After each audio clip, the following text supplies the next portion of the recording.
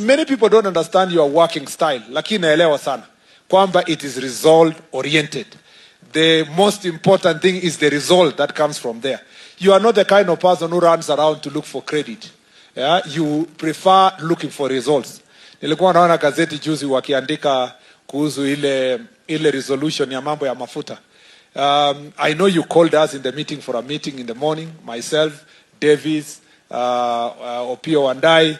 We did the meeting. When it ended, you told me to go and chair the meeting. I chaired the meeting. I announced the results.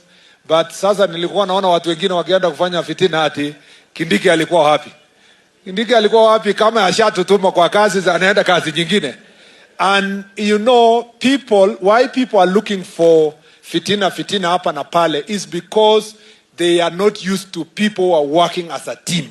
Sisi, wewe umetufunza na unafanya kazi na mawaziri, sisi wote na ma-PSS, tumekubali wote ya kwamba sisi ni wafanyakazi wa serikali ya Kenya kwa serikali moja inayoongozwa na Rais William Samoei Ruto.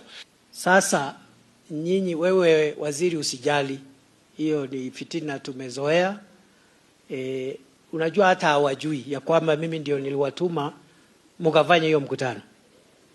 Rais aliniambia ya kwamba tafuta mawaziri na uwapatie hizi amri, na mimi nikafanya hivyo.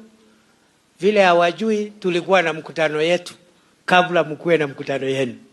Ni vile hatukwenda kutangaza. Sasa kwenda kusema pale ati Deputy President aje kutana na wale wanauza mafuta. Tuko na waziri wa kawi, tuko na waziri wa hazina wa taifa, tuko na waziri wa usalama wa taifa, tuko na waziri, all the departments, and we already had our own meeting. Anyway, bacha nisisumbuane na hao watu.